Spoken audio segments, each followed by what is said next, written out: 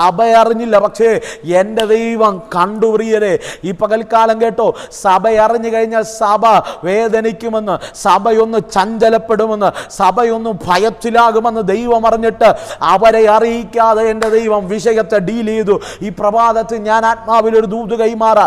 നീ വേദനിക്കുമെന്നറിഞ്ഞിട്ട്, ഈ പ്രതികൂലം നിന്റെ ജീവിതത്തിനകത്ത് ശത്രു ചെയ്തത് നീ അറിഞ്ഞു കഴിഞ്ഞാൽ നീ ഒന്ന് തകർന്നു പോകുമെന്നറിഞ്ഞിട്ട്, നീ പിന്മാറിപ്പോകുമെന്നറിഞ്ഞിട്ട്, നീ ആത്മീക ഗോളം വിട്ടു പോകുമെന്നറിഞ്ഞിട്ട്, നീ ദൈവകൃപയിൽ നിന്ന് വീണു പോകുമെന്നറിഞ്ഞിട്ട്, നീ തകർന്നു പോകുമെന്നറിഞ്ഞിട്ട്, റിയൽ നിന്റെ ഹൃദയം ഒന്ന് ഉടയുമെന്നറിഞ്ഞിട്ട് ദൈവം പലതും അറിയിച്ചില്ല. പക്ഷേ നീ അറിയാതെ എൻ്റെ ദൈവം നിനക്ക് മുന്നമേ ചെന്ന് ചിലതിനെ നിരപ്പാക്കി, താമ്രവാതിലുകളെ ഇടിച്ചു, ഇരുമ്പോടാമ്പലുകളെ തകർത്തു, തകർക്കേണ്ട ചിലതിനെ തകർത്തു, ഉടക്കേണ്ട ചിലതിനെ ഉടച്ച് നിനക്ക് പാത നിരത്തി തന്നു. വചനം പറയുന്നു, ശൗലിൻ്റെ അടുക്കൽ ദൈവം ഇറങ്ങി വന്നിട്ട് ചോദിച്ചൊരു ചോദ്യമുണ്ട്. ശൗലേ, ശൗലേ, എൻ്റെ സഭയെ ഉപദ്രവിക്കുന്നു എന്തെന്നല്ല ചോദിച്ചത്, എന്നെ ഉപദ്രവിക്കുന്നത് എന്ത്?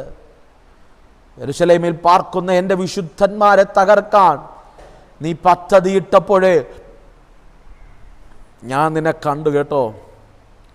പകൽക്കാലം നീ അറിഞ്ഞില്ലേലും,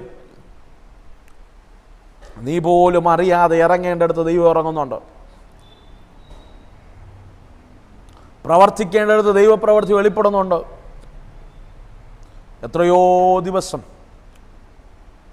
ശത്രു നിന്റെ കുടുംബത്തെ തകർക്കാൻ വന്നതാ, നിന്റെ തലമുറ നിന്റെ ഭവനത്തിൽ നിന്ന് അകറ്റാൻ വന്നതാ, നിന്നെ ആത്മീകത്തിൽ നിന്ന് അകറ്റാൻ വന്നതാ.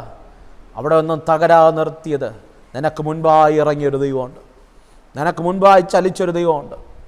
ശൗലിനോട് ചോദിക്കുന്നു, നീ എന്നെ ഉപദ്രവിക്കുന്നത് എന്ത്?